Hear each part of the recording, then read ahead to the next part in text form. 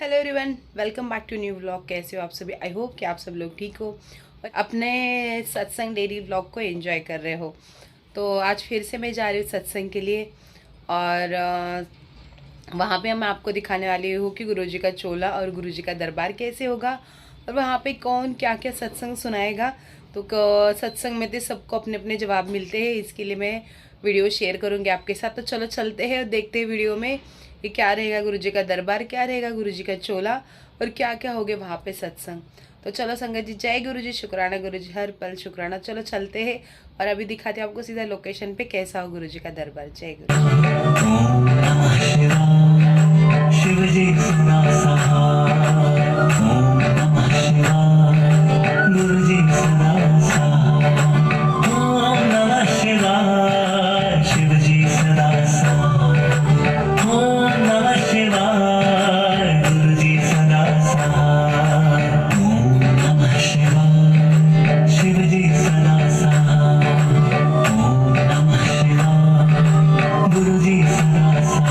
जय गुरु जी संगत जी, शुक्राना गुरु महाराज जी जो अपने सत्संग सुनाने का मौका दिया है यहाँ पे।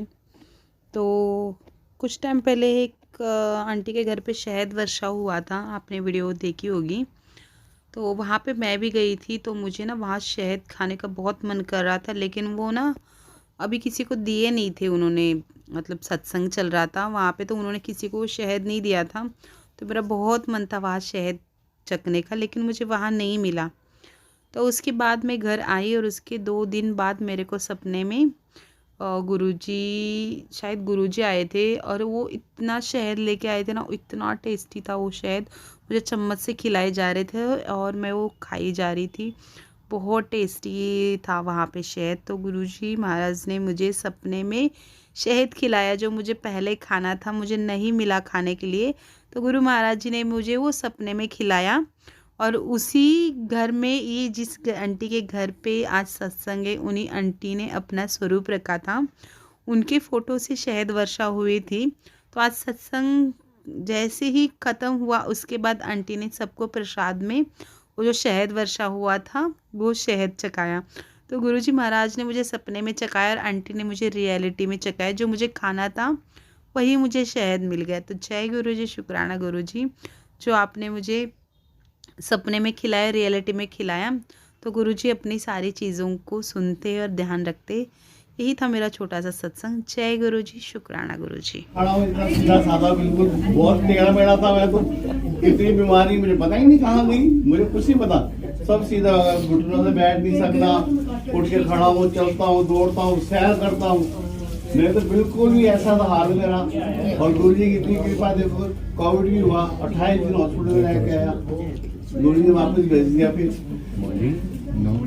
गुरु जी तो आपको पता है कितने प्यारे, उनकी कृपा ब्लेसिंग किसको करना, ब्लेस करना पता ही लगना किसका क्या होना। देखो गुरु जी की संगत कितनी प्यारी संगत अपने गुरु जी ब्लेस कर रहे हैं। तो मेरा कल का सत्संग है, मेरी सेवा थी आज की, जो मुझे पता था आज मेरी वो सेवा है सुबह 7 बजे की। लेकिन मुझे थोड़ा सा कंफ्यूजन था, लेकिन वो सेवा मेरी कल की थी और मेरी कल की 2 सत्संग में सेवा थी। तो गुरुजी, वो मैं तो मतलब मॉर्निंग में उठी, उन आंटी ने उठाया जिनके घर सेवा थी और मुझे लगा था उनके घर आज सेवा है। मैं उठी 7 o'clock, मतलब उन्होंने ही उठाया कि आंटी आप कहाँ हैं? आंटी मैं तो घर पे हूँ। कह रहे आप आ नहीं रहे हैं। मैं कहा क्यों, आज क्यों आना है, कल आना है। तो उन्होंने बोला नहीं आज आपकी सेवा है, आपको आना है। तो मुझे लगा हस्बैंड को ऑफिस भी जाना है, कैसे जाऊँ मैं मतलब थोड़ी टेंशन में हो गई। और मैं उनको फ़ोन भी करने को हुई कि आंटी मैं थोड़ा लेट आऊँगी, आज नहीं आ पाऊँगी, थोड़ा लेट आऊँगी। लेकिन फिर मैंने हस्बैंड से पूछा, मैं कहा क्या करना है, मैं चली जाऊँ? कह रहे हाँ जाओ आप। मुझे लगा मेरे हस्बैंड मुझे मना करेंगे कि इतनी सुबह सुबह नहीं जाना है। तो मैंने कहा आप मुझे छोड़ दोगे, इको विलेज ही जाना है। कह रहे नहीं, हाँ कर दिए, लेकिन छोड़ने नहीं जाऊँगा इतनी मॉर्निंग में। अब मैं कहा ठीक है, मैं खुद ही जाती हूँ कैब बुक करके। तो वहाँ जब मैं पहुँची, लेट हो गई थी मैं, तो आंटी ने कहा कि अब आपको एक सज़ा मिलेगी, आप लेट आए हो। मैंने कहा क्या सज़ा मिलेगी मुझे? कह रहे देखो जो आपको सेवा ली थी आपने वो तो बन चुका है अभी। मैंने कहा अब क्या सेवा दे रहे हो? मैं कहा दे दो जो भी मिलेगी कर लूंगी मैं सेवा। तो उन्होंने कहा आपको 100 रोटी प्रसाद बनाने हैं और मेरे को तो रोटी बनानी आती नहीं है। मैंने कहा गुरुजी क्या करना है? मुझे मतलब लाइक मैं घर में भी 5 से 6 रोटी बना सकती हूँ, उससे ज्यादा बनाते ही नहीं। और वो जो ड्यूटी है मेरी मदर इन लॉ की है, वो मैं नहीं करती हूँ, वो मेरी मदर इन लॉ ही करती है घर में रोटी बना के, वही मैं नहीं करती हूँ। तो मैं कहा गुरुजी कैसे करना है? 100 रोटी प्रसाद 1 आवर में। कह रही 10:30 तक आपको ये किचन खाली करके देनी है, और क्योंकि एक आंटी आएंगी उनको पूरी किचन एकदम क्लीन चाहिए। और बज गई कितनी 9 o'clock। तो मैंने कहा देखो आंटी ना तो मुझे बेलनी नहीं आती है, मुझे सेकनी आती है, वो मैं कर दूँ, मुझे एक की हेल्प दे दो। कह रहे अब देखो मैं तो बिजी हूँ, मुझे तो गुरुजी की गद्दी लगानी है, अब आपको ही करनी है 100 रोटी प्रसाद। और मैं ना गुरुजी के सामने रोने लग गई, गुरुजी क्या करना है, मेरे को नहीं आती है बनानी। और मेरे दादा मैं कह रही कि मुझे किसी की एक हेल्प मिल जाए कि मैं रोटी प्रसाद ये पूरी कर दूँ। और टाइम भी, और मैं कह रही हूँ टाइम भी बहुत कम है, 100 रोटी प्रसाद बनाने हैं, कैसे होगा? मैंने उन आंटी से रिक्वेस्ट करी, आंटी आप मुझे एक जना दे दो जो बेलता रहे और मैं सेकती रहूँ। बोले अब देखो मेरे पास तो अभी कोई है नहीं, आप अरेंज कर सकते हो तो फोन करके किसी को बुला लो। तो मैंने कहा अभी तो कोई नहीं है। और मैंने योगिता आंटी को तभी थोड़ा मैसेज डाला कि आंटी आप जाएंगे क्या सत्संग में, मुझे लगा मैं आपकी थोड़ी हेल्प ले लूंगी। प्लस वो उस टाइम इतना मैं फोन पे नहीं देख पा रही थी आंटी, इतनी टेंशन। और मैं गुरुजी को बार-बार गुरुजी का ही मेरा गुरुजी का स्वरूप लगाता हूँ। और मैं कहूँ गुरुजी अच्छा मैं बनाऊंगी लेकिन आप ना थोड़ा टाइम स्लो चलाओ, मुझे 10:30 तक चलना है। और मैं बार बस गुरुजी का मंत्र जाप, और वो आंटी तो गद्दी लगाने चली गई और किचन में कोई था ही नहीं किचन में। और उनकी पहले मैं एक बारी सेवा कर चुकी तो मुझे उनकी किचन का पता है कि कैसे क्या है। फिर मैंने स्टार्ट कर दिया। तो एक लेडी आई उनके घर, वो उनकी शॉप संभालती है। तो मैंने कहा आप फ्री हो अभी थोड़ी देर? तो ये क्या था, मैंने कहा आप ऐसा करो उनको मत बोलना अभी आप गद्दी लगा रही है, आप रोटी बेलते रहो मैं सेकती रहूँगी, आधे घंटे तक मैं आपकी हेल्प कर सकती हूँ। जब उन्होंने मेरी हेल्प कर दी तो मैंने कहा बस जल्दी हो जाए। और उनकी गैस खराब हो गई, ठीक है। और फिर मैं कहूँ क्या करूँ, अभी लेती हूँ। उनकी गैस खराब हो गई। अब मैं आंटी को बोलूँ आंटी गैस खराब हो गई है, ये क्या हो गया है? आज तो मुझे लग रहा है आज आपसे ना सेवा नहीं करवानी है गुरुजी को। मैंने कहा आप क्या करूँ? मैं कहा गुरुजी उनकी ना 4 बनी थी, वो चूल्हे जो होते हैं 4 चूल्हे में 2 बन और 2 जल ही नहीं रहे मेरे से। ना मैं मैच बॉक्स से भी करूँ, मैं लाइटर से भी करूँ, नहीं चल रहे थे मेरे से।